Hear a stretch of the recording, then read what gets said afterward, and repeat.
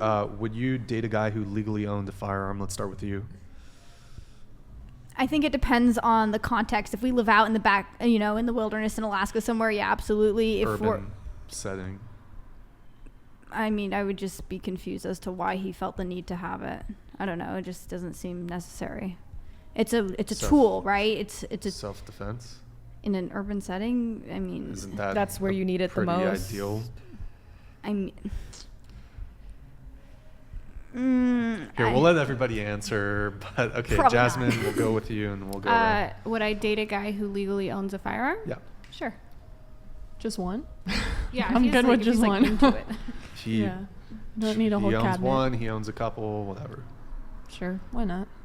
Yeah, I definitely would. I have like a weird fear of like an intruder at night or something. And I do like the idea of like we have one just in case.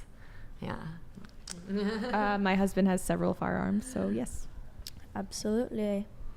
Okay. So you said no. Well, I'm not anti-gun. Like I think recreationally they're fun, and I think I don't know. And for me, I guess I don't have very much experience in an urban setting. In a populated area, I don't know. In my mind, it's like, oh, you need a gun because there's some sort of animal or something like that, and it's just like, I don't know. I guess I haven't thought about much about it. Yeah, I don't. I mean, there's ways to prevent that. Sure. That's a very preventable thing. Is it? You can prevent. You can lock your doors. You can have security footage. You can have alarms. Security footage. You can live in a building with a doorman. Okay, let's say you don't have any of those things. Well, that's what I'm saying. If it's a circumstance where it would make sense for you to need a gun, then yeah, I guess. But your current place you live, is there a doorman? No, I live in a community of college students, and there's a very large police presence, and I lock the doors and close the windows at night, and it's fine. Okay. Here's a scenario, right? Let's say you do you live with your boyfriend? I do not. You don't? Okay. Maybe one day you're living with a partner.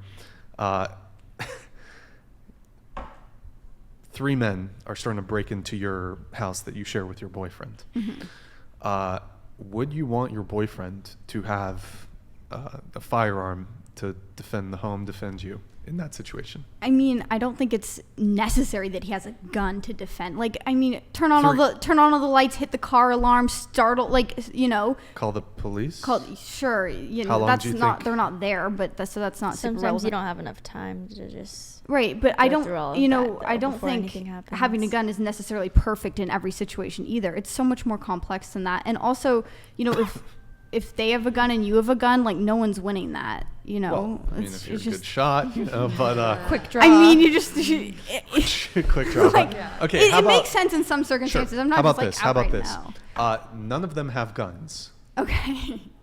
Would you prefer your boyfriend to attempt to expel the invaders with his own fists or with a gun?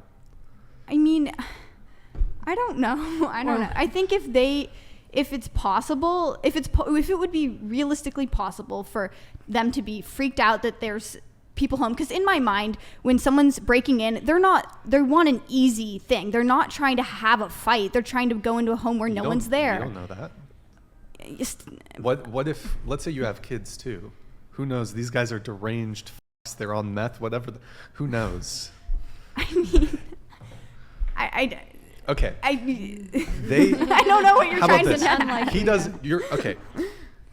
You can choose any weapon for your boyfriend. It could be a fucking trebuchet. That doesn't make a difference. You can give him a trebuchet, but they don't have a weapon. They just have their hands.